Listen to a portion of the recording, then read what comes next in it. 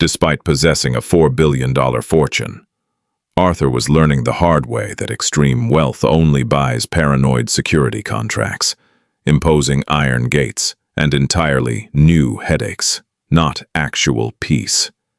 Right now, dressed in a stained gray hoodie behind the wheel of a mud-splattered 2012 Volvo, he was just an exhausted dad being barred from his own property by a stubborn rent-a-cop.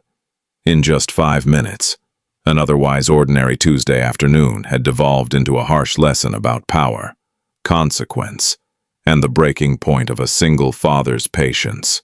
The heater in the Volvo smelled like burnt dust and old apple juice. Arthur twisted the dial down, listening to the rhythmic, rattling hum of the engine. It was a terrible car. The suspension was shot, the alignment pulled hard to the right, and the check engine light had been glaring at him with quiet judgment for 3 years. He loved it. It was the last car Anna had driven before the cancer tore through their lives, leaving him with an empire he barely cared about and a daughter who was his entire world. "Daddy, my throat hurts." The tiny voice from the back seat pulled Arthur from the hypnotic drone of the canyon road. He glanced in the rearview mirror. Lily was slumped in her car seat, clutching a battered plush rabbit. Her cheeks were flushed, a sharp contrast against her pale skin. 5 years old, and she had already mastered the art of looking profoundly, heartbreakingly pathetic when a fever set in. "I know, Bug," Arthur said, his voice dropping into that low, soothing register reserved exclusively for her. "We're almost home. Less than a mile. Then it's cherry popsicles and cartoons, I promise. The blue ones." "Only the blue ones." Arthur pressed his foot down on the heavy accelerator. The Volvo groaned in protest as it took the steep incline of Oak Creek Lane. He ran a hand over his face, feeling the rough stubble along his jawline. He was exhausted. They had spent 3 hours at the pediatrician's office, waiting for a strep test, only to be told it was a viral infection that needed rest. He was wearing faded sweatpants, a hoodie that had seen better decades, and a pair of worn-out sneakers. He looked less like the founder of a global data logistics firm and more like a guy who had just lost a bet. A mile away, past a sprawling line of ancient oak trees and a 12-foot perimeter wall, Claire Montgomery checked her watch. It was a Patek Philippe, understated but mathematically perfect, just like Claire. She's in the cavernous, glass-walled foyer of the Pendleton estate, listening to the hollow click of her heels against the imported Italian marble. She was the CEO of Vanguard Capital, a woman who moved markets with a signature and gutted underperforming corporations before breakfast. She did not like waiting. "Mr. Pendleton is usually incredibly punctual. Ms. Montgomery," a nervous voice echoed behind her. Claire turned slowly. Harrison, the estate manager, was dabbing his forehead with a handkerchief. He was a man clearly out of his depth, terrified of his reclusive boss and equally terrified of the billionaire shark standing in his hallway. "Traffic, I'm sure," Claire said. Her tone was polite, but the temperature in the room dropped 10 degrees. She walked over to the massive floor-to-ceiling windows overlooking the front drive. The estate was staggering, not garish, like the tech bro mansions down in Silicon Valley, but imposing, cold. It was built like a fortress. Claire was here to acquire a 40% stake in Arthur's proprietary neural network grid. It was a deal worth billions. She had spent 6 months hunting the elusive Arthur Pendleton, a man who gave no interviews, attended no galas, and seemingly possessed zero ego. "I heard he implemented a new security protocol this week," Claire noted, looking down at the heavy iron gates in the distance. Harrison nodded eagerly, grateful for the change in subject. "Yes, ma'am. Ironclad security, top of the line, ex-military personnel, biometric scanners, the works. Mr. Pendleton wants absolute privacy for his daughter. Nobody gets in without clearance. Claire hummed quietly. She respected paranoia. It was usually good for business. Let's hope they recognize the owner when he finally decides to show up. Back in the Volvo, Arthur rounded the final bend. The entrance to his estate loomed ahead. Massive black iron gates, flanked by thick stone pillars. A brand new fortified security booth sat to the left, its tinted windows gleaming in the dull afternoon light. Arthur tapped the brakes, pulling the old wagon up to the gate. He reached into his console, his fingers blindly searching through receipts and crushed cereal for the new access keycard Harrison had given him yesterday. Nothing. He swore softly under his breath. He must have left it on the kitchen counter in the rush to get Lily to the doctor. He looked back. Lily's eyes were closed, her breathing shallow and raspy. He needed to get her into bed, get the fever reducer into her system, and just hold her. Arthur rolled down his window. The cold air bit at his face. He pressed the intercom button on the stone pillar. "Yeah. Hi. I forgot my pass. Can you pop the gate?" There was a burst of static, followed by a heavy silence. Arthur waited. 10 seconds passed. He pressed the button again. "Look, my kid is sick in the back. I need to get inside." The heavy steel door of the security booth swung open. A man stepped out. He was built like a refrigerator, wearing a tactical black uniform that looked 2 sizes too small, clearly to emphasize the bulk of his biceps. The name tag pinned to his chest read, Greg. He walked slowly toward the Volvo, his thumbs tucked into his utility belt. He didn't look like a man in a hurry to help. He looked like a man who finally had an excuse to use the authority he'd been given. Arthur sighed, resting his forehead against the steering wheel. It was going to be one of those afternoons. Greg stopped 2 feet from the driver's side door. He didn't bend down. He stood tall, forcing Arthur to crane his neck to look up at him. The guard's eyes lazily scanned the rusted quarter panel of the Volvo, the muddy tires, and finally, Arthur's stained hoodie. The contempt radiating from the man was palpable. "Service entrance is a mile down the county road," Greg said. His voice was flat, bored. "Turn it around. Don't block the main drive." Arthur kept his hands on the wheel. He consciously unspooled the tight knot of irritation forming in his chest. "Breathe. He's just doing his job." Harrison told them to be strict. "I'm not service," Arthur said quietly. "I live here. My name is Arthur Pendleton. I forgot my key card." Greg let out a short, scoffing laugh. He leaned down slightly, planting a meaty hand on the roof of the Volvo. The car shifted under his weight. Arthur's knuckles went white. "Right," Greg said, a mocking grin spreading across his face. "And I'm the King of England. Buddy, do you know whose house this is? This is the Pendleton estate. You think the guy who owns this place drives a piece of crap that sounds like a dying lawnmower? Back it up. Now, in the back seat." Lily let out a soft, dry cough. She shifted in her seat, opening one bleary eye. "Daddy, why aren't we going in?" "Just a second, sweetheart," Arthur murmured. He turned back to Greg. The patience was draining out of him, a slow leak turning into a torrent. "Look, my daughter has a fever. I am tired. I am Arthur Pendleton. Call Harrison, the estate manager. Call the house. Check the system. Do whatever you need to do, but open the damn gate." Greg's grin vanished. His jaw set into a hard line. He clearly didn't like being given orders by a guy in sweatpants. He tapped his fingers loudly against the roof of the car. "Listen to me, you homeless-looking deadbeat." Greg sneered, dropping the professional facade entirely. "I don't know if you're trying to case the joint or if you took a wrong turn from the trailer park, but I'm not calling anyone. You have 10 seconds to put this junk heap in reverse and get off this private driveway before I pull you out of that window and physically remove you." Arthur stared at him. The sheer audacity of the threat hung in the cold air.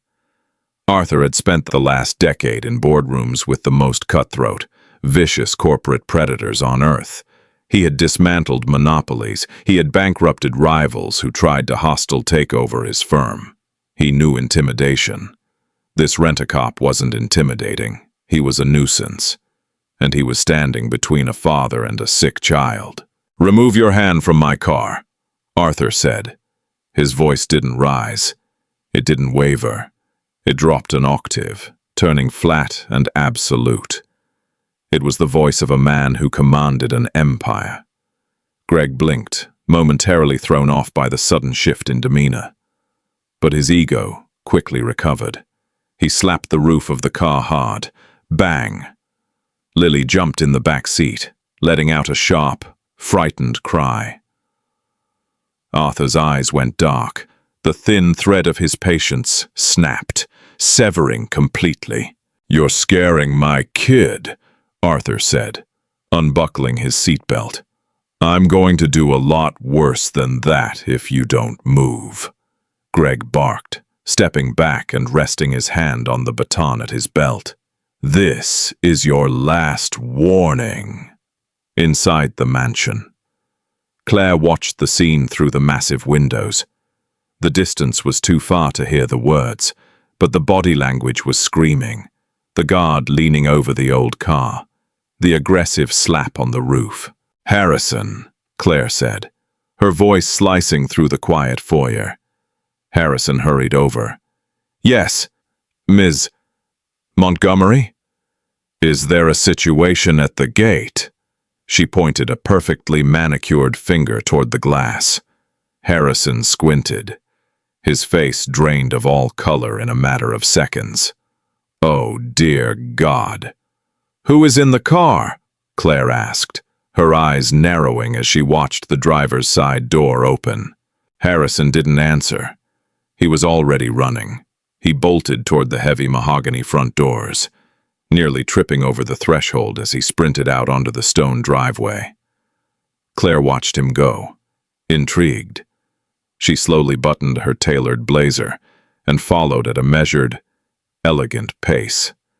She had a feeling this was going to be highly educational. Down at the gate, Arthur stepped out of the Volvo. He wasn't a physically massive man, but there was a sudden, violent gravity to him. He didn't look at the gate. He didn't look at the booth. He walked straight up to Greg, stopping mere inches from the guard's chest. "You hit my car," Arthur said softly. "You scared my daughter." Greg tried to puff out his chest, but he was suddenly acutely aware of the cold, dead look in Arthur's eyes. "I told you to leave. You're trespassing." Arthur pulled a sleek, matte black smartphone from his pocket. It was a prototype device, not available on any market. He hit a single speed dial button. He didn't break eye contact with the guard. "I'm giving you one chance," Arthur whispered. "Open the gate," Greg sneered, regaining his false bravado. "Or what? You're gonna call your lawyer? Go ahead. Tell him ironclad security is doing their job." The phone connected. "Mr. Pendleton." A crisp voice answered on the line. It was David, his head of operations. "David," Arthur said, his eyes locked on Greg. "Who holds the contract for the residential security at the estate?" "Ironclad Security Solutions. Sir, we signed a 2-year retainer on Tuesday. Is there an issue?" "Cancel it." There was a 2-second pause. "Sir, there's an ironclad, pardon the pun, termination clause. If we break it without a review board, we owe them the full payout of $4.2 million. "I don't care if it costs $40 million, Arthur said smoothly. "Wire them the breach penalty. Send the termination notice right now, effective immediately. Block their credentials in the mainframe. I want them off my property in 10 minutes. Greg's smirk faltered. He looked at the phone, then back at Arthur. A tiny flicker of doubt began to gnaw at the edges of his confidence. Hey man, what kind of scam are you pulling? Arthur ended the call. He slipped the phone back into his pocket. It's not a scam, Greg, Arthur said, reading the name tag. You don't work here anymore. Footsteps slapped hard against the pavement. Harrison came sprinting down the driveway, completely winded, his tie flapping over his shoulder. He looked like he was about to have a heart attack. Open the gate! Harrison screamed, waving his arms frantically at the booth. Inside the security booth, a second guard saw the estate manager screaming and hit the release button. The massive iron gates groaned, slowly sliding open on their tracks. Harrison skidded to a halt next to Arthur, gasping for air. Mr. Pendleton, I am so incredibly sorry. The new team. They didn't have your photo on file yet. They were strictly instructed. Greg went rigid. The blood drained from his face so fast he looked translucent. He stared at Harrison, then slowly, agonizingly, turned his eyes back to the man in the dirty sweatpants. Mr. Pendleton? Greg choked out. Arthur ignored him entirely. He turned to Harrison. Harrison, are these men armed? No, sir. Observe and report only. Batons and pepper spray. Good, because if he had a gun on his hip when he threatened me in front of my daughter, we would be having a very different conversation. Arthur's voice was devoid of anger now. It was purely administrative, cold, efficient, and utterly lethal. Their contract is void. Escort them off the premises. If they resist, call the state police and have them arrested for trespassing. Wait, sir, Greg stammered, stepping forward, his hands raised in a sudden, desperate panic. Mr. Pendleton, I didn't know. You didn't show ID. You're driving a... I was just following protocol. You can't just fire me. I didn't fire you, Arthur said, walking back toward the Volvo. I fired your entire company. I'm sure your boss will have some questions for you when the cancellation notice hits his desk. Man, I got a mortgage. I got a kid. Arthur paused with his hand on the door handle. He looked back at Greg. So do I, Arthur said. And mine is sick. And you slapped the roof of her car and told me you were going to pull me through a window. Protocol is asking for a name and verifying it. What you did was an ego trip. You picked the wrong day. You picked the wrong car. Arthur opened the door and slid into the driver's seat. As he turned the key, a shadow fell across the hood of the car. Claire Montgomery stood near the edge of the open gate, her hands tucked neatly into the pockets of her trousers. She had watched the entire exchange. She looked at the panicked, hyperventilating guard, the terrified estate manager, and finally, at the man behind the wheel of the beat-up Volvo. Arthur met her gaze through the muddy windshield. He recognized her immediately. The sharp features, the predatory calm. Claire Montgomery, the billionaire who wanted half his kingdom. He didn't smile. He didn't look embarrassed by his car or his clothes. He simply gave her a curt nod, put the car in drive, and drove past her, the Volvo rattling as it rolled up the pristine, tree-lined driveway toward the mansion. Claire watched the taillights fade. A slow, genuine smile spread across her face. She had spent months reading psychological profiles on Arthur Pendleton. They called him a ghost. They called him a soft-spoken nerd who got lucky with an algorithm. They wondered if he had the teeth required to survive a Vanguard Capital merger. She looked over at Greg, who had sunk to his knees, burying his face in his hands as Harrison barked orders at him to pack his gear. Soft-spoken, Claire thought, chuckling quietly to herself as she turned to walk back up to the house. Right. The man just torched a $4 million contract without raising his voice. All because someone woke up his daughter. She checked her Patek Philippe. The meeting was supposed to start in 10 minutes. For the first time in her career, Claire Montgomery wasn't going to mind waiting. She needed to revise her negotiation strategy. She had come to bully a tech geek into handing over his equity. Now, she knew she was walking into a room with a wolf. Arthur pulled the Volvo into the sprawling 6-car garage, parking it squarely between a covered vintage Aston Martin and a pristine black SUV. He killed the engine. The silence in the garage was thick and heavy. He unbuckled his seatbelt, turning around to face the back. "We're home, lily pad," he said softly. Lily rubbed her eyes. "Why was that man yelling? Daddy?" "He was just confused," Arthur said, opening his door and walking around to the back to unbuckle her car seat. He scooped her up. She felt tiny in his arms, her head resting heavy on his shoulder.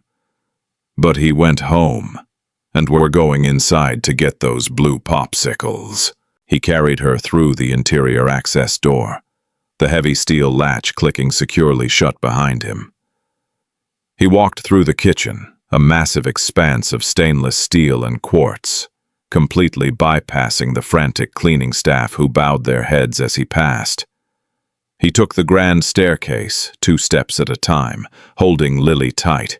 He didn't care about the mud on his shoes leaving prints on the plush white runner. He didn't care about the billionaire shark waiting in his foyer. He laid Lily down in her bed, pulling the heavy down comforter up to her chin. He fetched the medicine, the thermometer, and a blue popsicle from the mini-fridge in her adjoining bathroom. He sat on the edge of the bed for 20 minutes, smoothing her hair, telling her a story about a rabbit who lived in a Volvo, until her breathing slowed and the fever reducer began to kick in. Only when she was completely asleep did Arthur stand up. He walked into his master suite. He stared at himself in the mirror. The bags under his eyes were bruised and purple. He stripped off the stained hoodie, throwing it onto an armchair. He splashed cold water on his face. It was time to go back to being Arthur Pendleton, titan of industry. He walked into his massive walk-in closet, pulling a crisp, tailored black suit from the rack. As he tied his tie, his reflection hardened. The gentle father who had coaxed his daughter to sleep faded, replaced by the man who had just dismantled a multi-million-dollar security firm with a single phone call. He adjusted his cuffs. He stepped out of the bedroom and walked toward the grand staircase. Claire Montgomery was waiting. The library smelled of old paper, scotch, and lemon oil. It was a cavernous room on the ground floor, lined with floor-to-ceiling mahogany bookshelves that held first editions Arthur never had the time to read. A fire cracked lazily in the massive stone hearth. Claire Montgomery sat in a leather wingback chair near the fire. She had her tablet resting on her crossed knees, her stylus tapping a slow rhythmic beat against the glass screen. She had deleted her initial term sheet. The aggressive, predatory acquisition strategy she had meticulously crafted over the last 6 months was gone. Sent to the trash bin. You don't back a wolf into a corner and expect it to roll over. You offer it a seat at the table. The heavy oak doors clicked open. Arthur walked in. He looked entirely different from the man in the driveway, yet fundamentally the same. The bespoke charcoal suit fit him flawlessly, armor masking the exhausted father beneath. But the eyes hadn't changed. They were still cold, still calculating. "Ms. Montgomery," Arthur said, crossing the room. He didn't offer his hand. He walked straight to the antique globe that housed a hidden liquor cabinet. "I apologize for the delay. Family matters." "I saw," Claire replied. Her voice was smooth, betraying nothing. It seems Vanguard Capital isn't the only organization experiencing sudden restructuring today. Arthur poured 2 fingers of Lagavulin into a crystal glass. He paused, holding the decanter. He looked over his shoulder at her. "Do you drink, Claire?" "Rarely, before 5, she said. "But given the afternoon you've had, I'll take a measure." "Neat." He poured a second glass and brought it over, setting it on the small table between their chairs. He sat down opposite her, sinking into the leather. For a long moment, neither of them spoke. The fire popped. The ice in Arthur's glass shifted with a sharp clink. Claire took a sip. The scotch burned going down, leaving a trail of smoke in her throat. She set the glass down and locked eyes with him. "You voided a $4 million contract because a guard touched your car," Claire said. "It wasn't a question. It was an observation. He touched my car. He threatened me physically. And he terrified a sick 5-year-old child." Arthur corrected softly. "The money is irrelevant. The breach of trust is absolute. I don't pay people to wield authority they haven't earned. I pay them to protect what's mine." A harsh lesson for the security firm. A necessary one. Arthur leaned back, crossing his legs. "But you didn't fly 3,000 miles to discuss my perimeter defense. You came for the neural net grid." Claire smiled. A thin, dangerous curve of the lips. "I did. Vanguard Capital is prepared to offer you $4.2 billion for a 40% equity stake. We want exclusive licensing rights for the predictive modeling algorithm. We scale it. We market it to the defense sector and global logistics grids, and we both walk away richer than small nations." Arthur took a slow sip of his scotch. He didn't blink at the number. $4 billion. It was a sum that could buy islands, topple governments, and alter the course of generations. "No," Arthur said. Claire didn't flinch. She had expected resistance. 4.5, and I keep Vanguard out of your day-to-day operations. You retain technical control. We just want the keys to the commercialization." "It's not a negotiation on price, Claire," Arthur said. He set his glass down. He leaned forward, resting his elbows on his knees, stripping away the polite detachment of the billionaire. "You don't understand what the grid is. You look at it, and you see a supply chain optimizer. You see a way to move cargo ships 3% faster across the Pacific. You see defense contracts predicting troop movements." "Now that's exactly what it is," Claire countered, her tone sharpening. "It's the most advanced predictive learning model on the planet. Your beta tests mapped out global shipping delays a week before the Suez Canal blockage. It's precognition disguised as math." "It's a byproduct," Arthur said. Claire frowned. "A byproduct of what? Of keeping someone alive?" The room went entirely still. The crackle of the fire seemed to dull.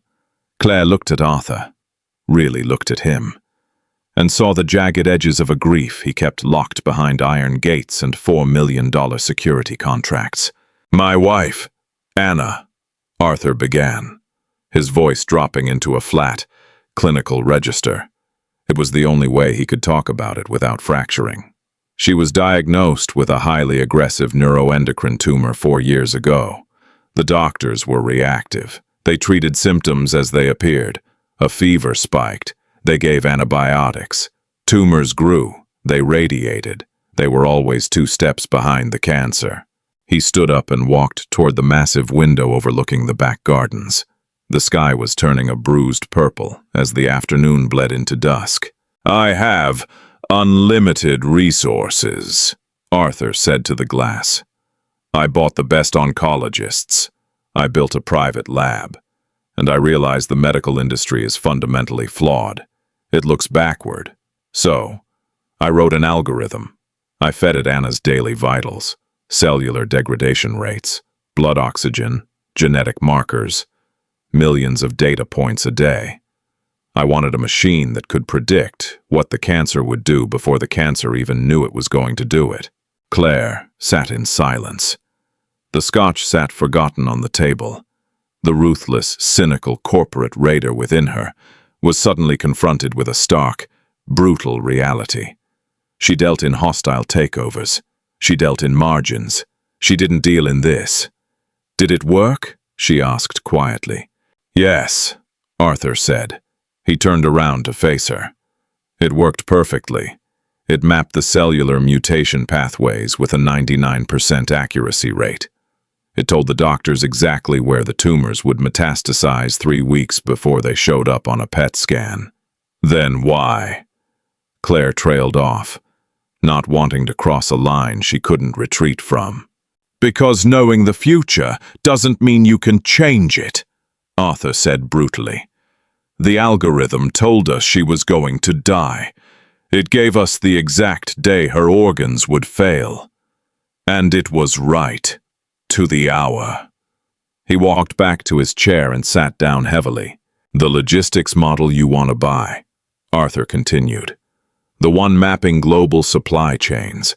That's just a stripped-down, sanitized version of the medical core. I repurposed it to generate capital so I could keep funding the primary research. The true neural network is currently analyzing pediatric viral mutations. It's mapping autoimmune disorders. I am giving it away to research hospitals in Geneva, Boston, and Tokyo for free." Claire leaned back, staring at him. "You're sitting on the most lucrative piece of software in human history, and you're treating it like an open-source charity project. I don't need your $4 billion. Claire, I already have $4 billion. It didn't save my wife. It doesn't cure my daughter's strep throat. Money is just insulation. If you don't care about the money, then let Vanguard monetize the commercial applications." Claire pushed, finding her footing again. Business. She understood. Business. "Let us take the logistics model to the Defense Department. We take the profit, we give you your cut, and you can funnel those billions right back into your medical research. We handle the bureaucracy. You save the world. Everybody wins." Arthur smiled. It was a cold, humorless thing. "Vanguard's primary investor is the Tyrell Group. Tyrell manufactures heavy munitions. You want my algorithm so they can predict geopolitical instability and sell arms to the winning side before the war even starts. You want to use the machine I built to keep my wife alive to optimize the kill chain." Claire's jaw tightened. He had done his homework. "That's an oversimplification of global defense strategies." "Arthur." "No. It's exactly what it is." Arthur picked up his scotch. "The answer is no. I will not sell Vanguard a single line of code. Not for $4 billion. Not for $40 billion. You have no leverage here. You have nothing I want, and I am entirely immune to your threats." Claire stared at him. She was furious, but beneath the anger, there was a profound, reluctant respect. He wasn't negotiating. He was stating facts. He had built a fortress around his daughter, and he had built an ideological fortress around his work. She stood up. She smoothed the front of her blazer. "You're a brilliant man, Arthur. But you're naive," Claire said, her voice dropping into a low, hard cadence. "You think you can hide behind these gates. You think you can build a god machine and keep it out of the hands of people who want to weaponize it. You can't. If Vanguard doesn't buy it, someone else will steal it. The government will subpoena it under national security laws. You are making yourself a target." "Let them try," Arthur said quietly. "I'm offering you a partnership." Claire stepped closer, resting her hands on the back of the leather chair. "I can protect you from the wolves. I am the biggest wolf out there. Let Vanguard shield the commercial side, and we will bury your medical research so deep, no federal agency will ever find it." Arthur looked up at her. He saw the genuine conviction in her eyes. She believed what she was saying. Before he could answer, a sharp, high-pitched wail cut through the heavy silence of the library. The sound didn't come from the room. It came from a small, sleek black box sitting on the edge of Arthur's heavy oak desk. A high-end, encrypted baby monitor. The wail turned into a frantic, wet cough. Arthur's head snapped toward the desk. The cold, impenetrable titan of industry vanished in a microsecond. He didn't just stand up. He launched himself out of the chair, his Scotch glass tipping over and spilling amber liquid across the antique rug. "Daddy!" The voice through the monitor was shrill, laced with pure panic. "Daddy! It hurts! Lily!" Arthur choked out. He didn't look at Claire.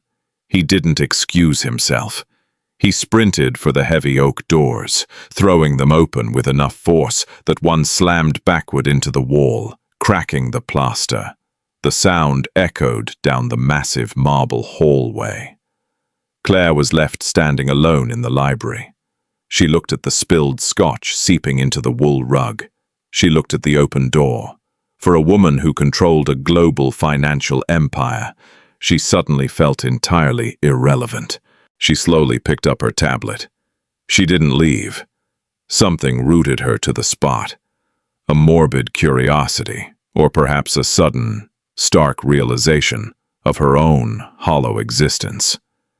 She had spent her entire adult life optimizing profit margins, cutting out the weak, avoiding entanglements. She had no husband, no children. Her legacy was a bank account and a string of gutted corporations. She walked over to the desk and looked down at the black monitor. She could hear Arthur's footsteps taking the stairs 2 at a time. Then, a door opening. "I'm here. Bug, Daddy's here." Arthur's voice came through the speaker. It was out of breath. It was trembling. "I threw up," Lily cried. "I'm cold. I know, it's okay. Let's get these wet sheets off." The sound of fabric rustling. "I've got you.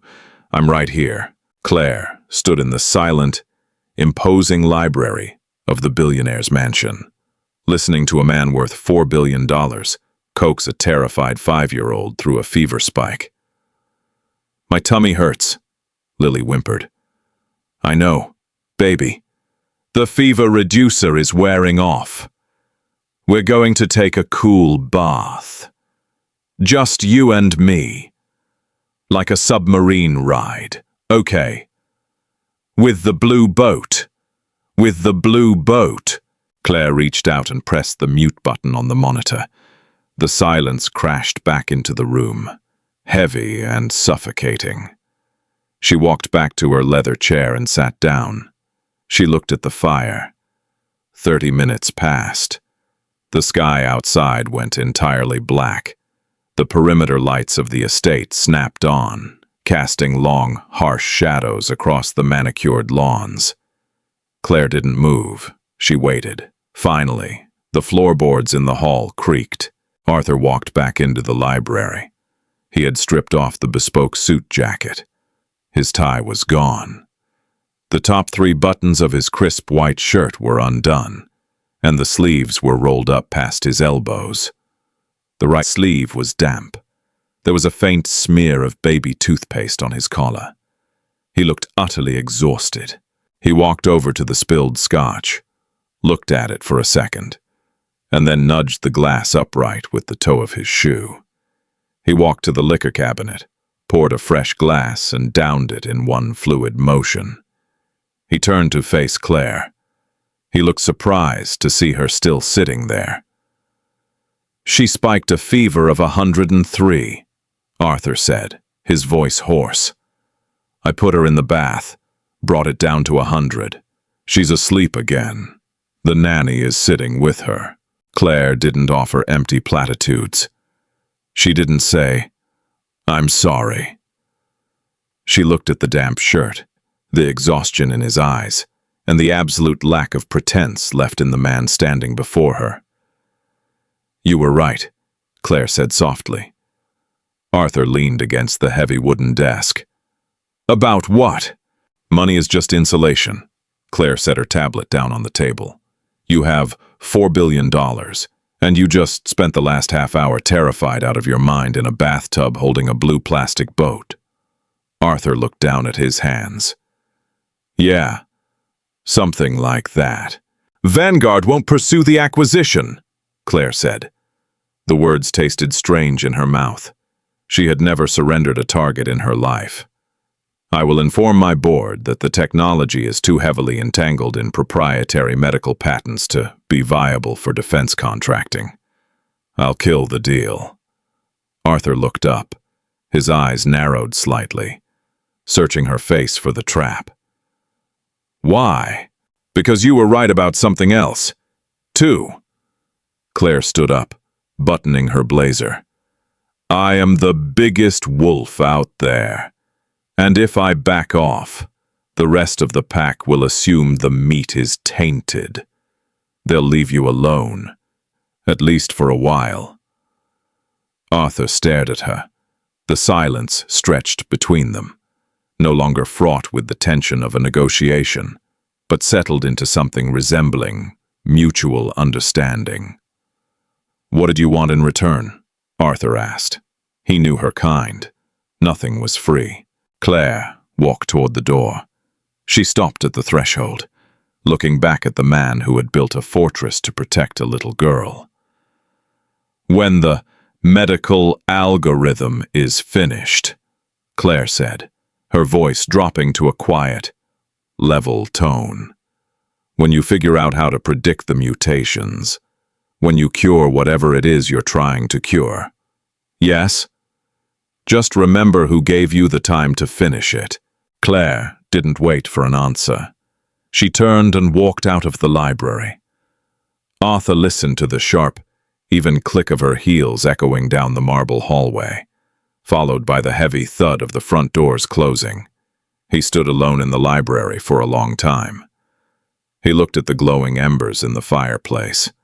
He looked at the black baby monitor on his desk. Arthur pushed himself off the desk. The business was done. The sharks were at bay. He turned off the lamp, plunging the library into darkness, and began the long walk back up the stairs. He had a daughter to watch over. The sub-basement of the Pendleton estate did not look like it belonged in a home. It looked like the nerve center of a nuclear submarine. The air was kept at a constant, biting 62 degrees to accommodate the massive banks of liquid-cooled servers lining the far wall. The only sound was the low, persistent hum of exhaust fans pushing hot air out into the California night. Arthur sat in the center of the room, at a brushed steel desk. It was 3:14 a.m. He was staring at a bank of 4 curved monitors. There were no sleek graphical interfaces. No loading bars or colorful pie charts. It was just an endless, scrolling cascade of raw data, white text on black backgrounds, moving faster than the human eye could track. This was the core, the neural network, the machine that was supposed to cheat death. He rubbed his eyes. The gritty feeling of exhaustion felt permanent now. It was a physical weight pressing down on his shoulders, compressing his spine. Ping. A single line of text turned green on the far right monitor. Arthur leaned forward. He tapped a few keys on his mechanical keyboard, isolating the data packet. It was a feed from the Children's Hospital in Geneva. An anonymous file. Patient 402, 7-year-old boy, acute myeloid leukemia. The algorithm had been chewing on the boy's genetic markers and daily blood draws for 3 weeks. The doctors in Switzerland were preparing to administer a standard, aggressive round of chemotherapy on Thursday. It was the accepted protocol. It was what the textbooks dictated. Arthur hit the space bar. The text stopped scrolling. The machine had found a flaw. It had mapped the cellular mutation pathways and cross-referenced them with 1 billion other data points. If the doctors administered the standard chemo on Thursday, the cancer cells would trigger a rapid defensive mutation. Within 14 days, the boy's liver would begin to fail. He would be dead in a month. But the machine didn't just predict the failure. It offered the pivot. Arthur read the output. The algorithm suggested a delay. Wait exactly 8 days. Let the white blood cell count drop naturally. Wait for the secondary mutation to expose its cellular wall. And then hit it with a highly specific targeted immunotherapy drug that was currently only being used off-label for adult melanoma. It was a 94% probability of total remission. Arthur stared at the green text. He should have felt elation. He should have felt like a savior. A 7-year-old boy in Switzerland was going to live because of the server banks humming in a California basement. Instead, Arthur felt a suffocating, hollow ache in his chest. He reached out and traced the edge of the monitor with his index finger. "Why couldn't you do it for her?" he whispered to the empty room. The machine didn't answer. It just kept cooling itself, indifferent to the miracles it produced and the ghosts it couldn't exorcise. When Anna was dying, the algorithm was still in its infancy. It was clumsy. It required manual data entry. Arthur had sat by her hospital bed for 70 consecutive hours, typing her vitals into a laptop while the machines beeped and hissed around them. He had been so focused on the screen, so desperate to find the math that would save her, that he hadn't noticed when her breathing changed. He had missed her final moments because he was looking at the code. It was the ultimate, bitter irony of his life. He had built a god machine to save his wife, and it had stolen his last goodbye. Arthur pushed his chair back. The wheels scraped loudly against the concrete floor. He stood up, stretching his back until it popped. He hit a command on the keyboard, packaging the predictive model and encrypting it. He routed it through a secure VPN and sent it directly to the lead oncologist's private inbox in Geneva. No name attached, no explanation, just the math. They would verify it, see the logic, and change the protocol. They always did. He left the server room, pulling the heavy steel door shut behind him. The lock engaged with a solid, definitive thud. He walked up the 2 flights of stairs, passing the dark, silent rooms of the massive estate. It was a mausoleum of wealth, imported rugs he never looked at, art pieces he didn't understand. He finally reached the 2nd floor and walked quietly down the hall to Lily's room. The door was cracked open. The soft amber glow of a nightlight cast long shadows across the floor. Arthur pushed the door open an inch. Lily was sound asleep. The heavy breathing from the afternoon had vanished, replaced by the slow, rhythmic rise and fall of a child deep in recovery. The fever had broken completely. The blue plastic boat was sitting on her nightstand, right next to the empty popsicle stick. Arthur stood in the doorway for a long time. He didn't go in. He just watched her breathe. He thought about the security guard at the gate. Greg. Arthur closed his eyes, resting his forehead against the cool wood of the doorframe. He had destroyed the man's livelihood in 5 minutes. He had nuked a $4 million contract because a scared, exhausted father felt cornered. Arthur knew he was right to protect his daughter. The guard was a liability, an aggressive bully with a badge. But the surgical ruthlessness with which Arthur had ended him, that wasn't protection, that was vengeance.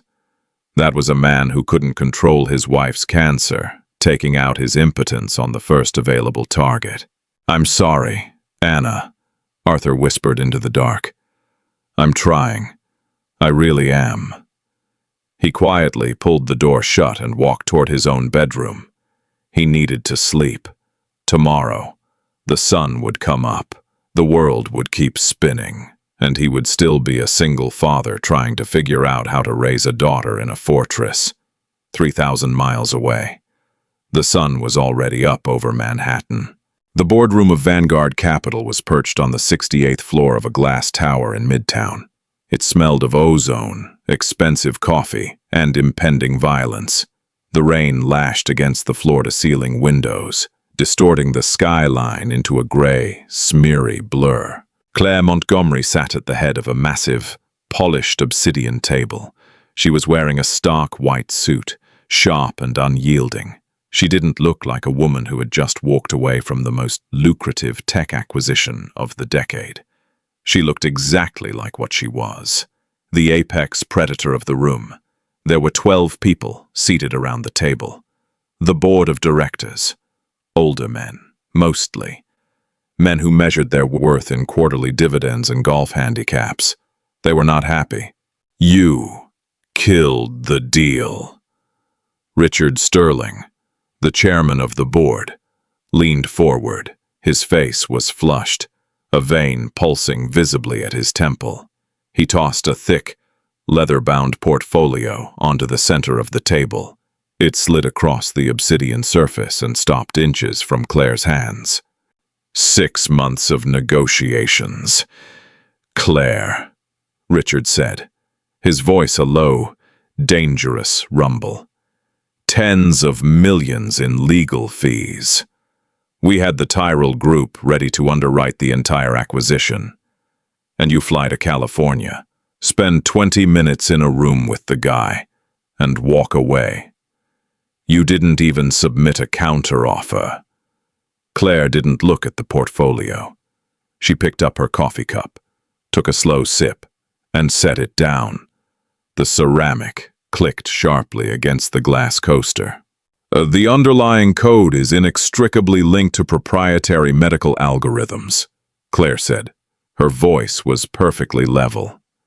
If we acquired the logistics matrix, we would be acquiring his biomedical data.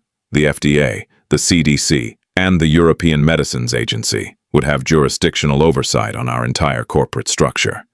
The red tape would stall commercial rollout for a decade. It was a bad deal, Richard, so I killed it. It was a lie. A brilliant one, a bulletproof lie constructed from half-truths and regulatory paranoia. Bullshit, Richard snapped. He stood up, placing his hands flat on the table. I talked to the analysts. The code can be separated. You got soft, Claire. You saw a bleeding heart billionaire giving away software to hospitals, and you lost your nerve. You forgot who you work for. The room went entirely silent. The other 11 board members shifted uncomfortably in their expensive leather chairs. You didn't accuse Claire Montgomery of getting soft. It was tantamount to pulling the pin on a grenade and holding it to your own chest. Claire looked up at Richard. She didn't blink. I work for myself. Richard, Claire said softly. You just collect the dividends. She reached under the table and pulled out a slim, manila folder. She didn't slide it across the table. She opened it, keeping it right in front of her. Since we are discussing fiduciary responsibilities, Claire continued, her tone shifting from polite detachment to absolute zero. Let's talk about the Cayman accounts. Specifically, the holding company you set up last year to short Vanguard's own stock in the tech sector just before our quarterly earnings report. Richard froze. The color drained from his face so rapidly he looked like he might pass out. I don't know what you're talking about, he stammered, his eyes darting to the other board members, who were suddenly staring at him with predatory interest. Yes, you do, Claire said. She tapped a fingernail against the top document. It's a clever structure, layered through 3 shell corporations in Belize. But you used your brother-in-law's legal firm to notarize the incorporation documents. Sloppy. I had my forensic accountants tear it apart over the weekend. She closed the folder. You committed federal securities fraud to pad your own personal accounts. Richard, you stole from Vanguard. You stole from me. Richard opened his mouth, but nothing came out. The blustering, red-faced chairman was gone, replaced by a terrified old man staring down the barrel of a federal indictment. Here is what is going to happen, Claire said, standing up. She didn't raise her voice. She didn't need to. The silence in the room was absolute. Richard is going to resign immediately, citing health reasons. He will surrender his stock options back to the corporate treasury. If he argues, I will hand this folder to the SEC by lunch. She looked around the table, meeting the eyes of every single board member. They all looked away. Furthermore, Claire continued, pacing slowly toward the door, Vanguard Capital is pivoting. We are liquidating our holdings in the Tyrell Group. I want our capital out of defense munitions by Friday. Claire, you can't be serious. Thomas, the chief financial officer, spoke up weakly. Tyrell is 15% of our annual revenue. What are we replacing it with? Philanthropic distribution networks, Claire said. She stopped at the door, her hand on the heavy steel handle. We are going to build the logistics infrastructure for open-source medical data. We are going to fund the server architecture for pediatric research hospitals globally. We aren't going to own the tech. We are just going to lay the pipes. And we are going to do it at cost. Thomas looked like he had been slapped. At cost? There's no margin in that. The board will never approve it. Claire looked back at them. The cynical, ruthless corporate shark had not disappeared. She had simply found a new ocean. The board just lost its chairman to a felony fraud cover-up, Claire said smoothly. The board will approve whatever I tell it to approve, or I will let my forensic team look at everyone's Cayman accounts. She opened the door.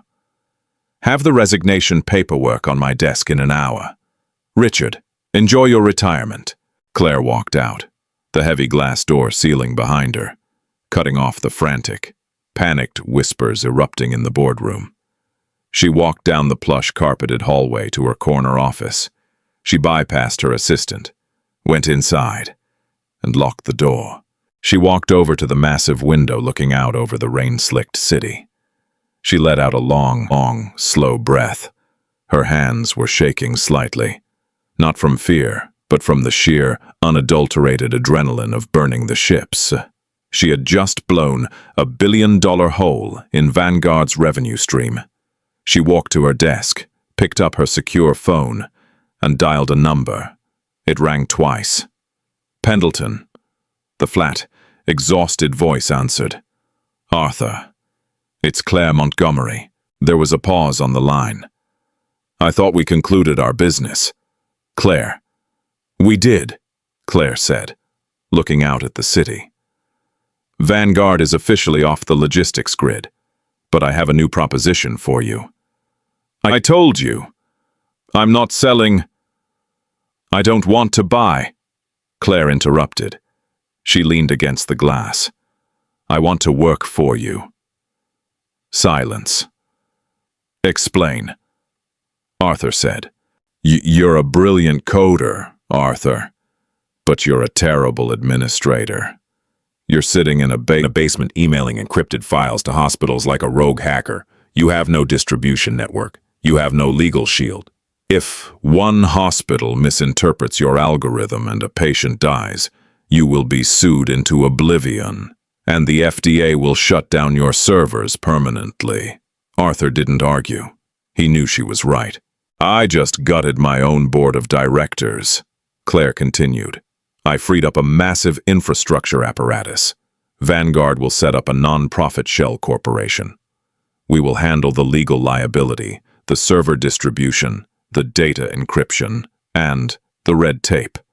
We will build the highway for your machine. You just keep writing the code. And what is Vanguard's cut?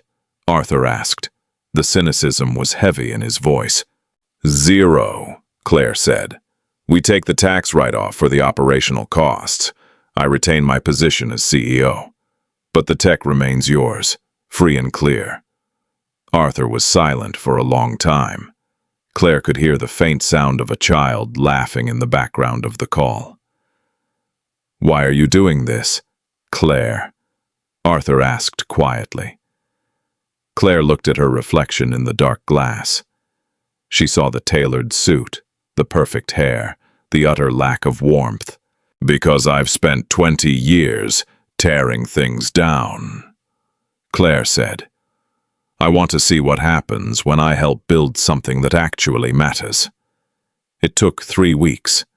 The Pendleton estate looked different in the morning light. The oppressive, Fortress-like gloom seemed to have lifted. The heavy iron gates were still there, but the security booth was manned by a new team. They didn't wear tactical gear. They wore standard blazers.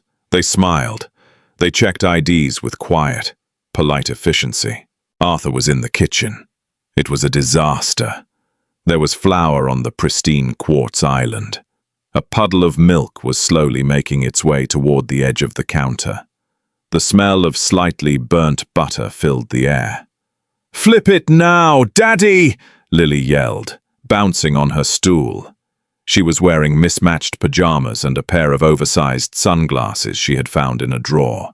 The pale, sickly child from 3 weeks ago was gone. She was pure, unfiltered chaos.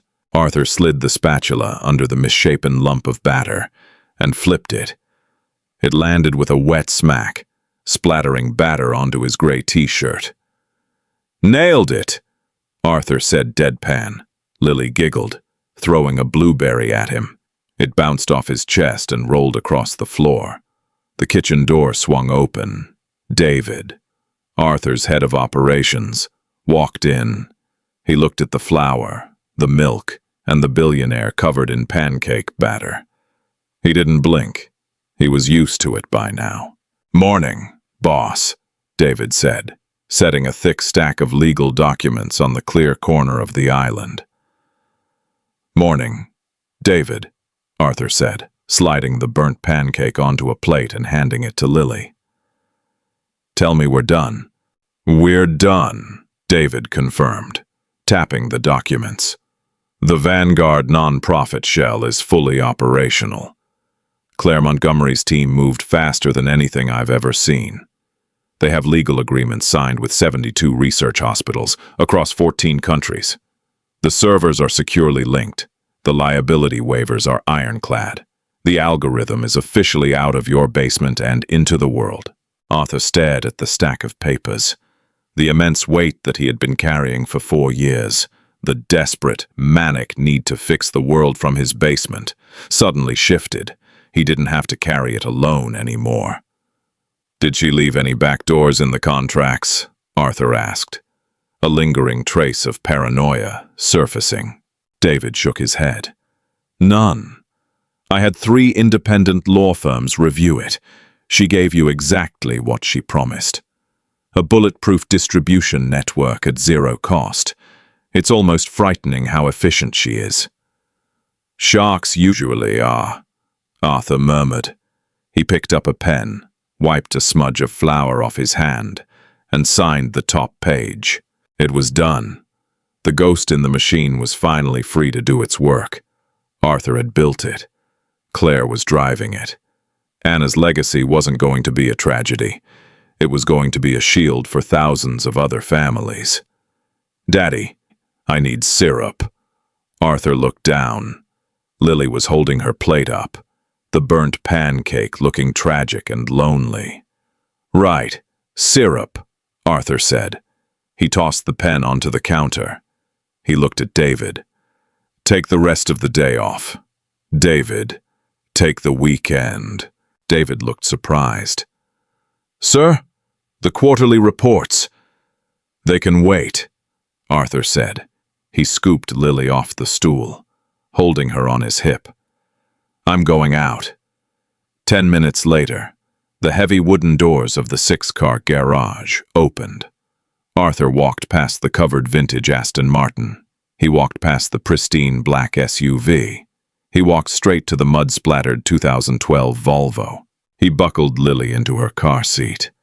He climbed into the driver's seat. He turned the key. The engine rattled, groaned, and finally settled into its familiar, terrible hum. The check engine light glared at him. He loved this car. Arthur put it in drive and rolled out of the garage. He drove down the long, sweeping driveway lined with ancient oaks. As he approached the main gates, he didn't reach for his keycard. He didn't need to. The new guard in the booth saw the Volvo approaching. He didn't step out. He didn't slap the hood. He simply pressed a button, gave a polite wave, and the massive iron gate slid silently open. Arthur drove through. They turned onto the county road, leaving the imposing walls of the Pendleton estate behind them. The sun was bright, cutting through the morning haze. The air rushing through the cracked window smelled of pine and damp earth. "Where are we going, Daddy?" Lily asked, kicking her feet against the back of his seat. Arthur looked in the rearview mirror. He looked at his daughter.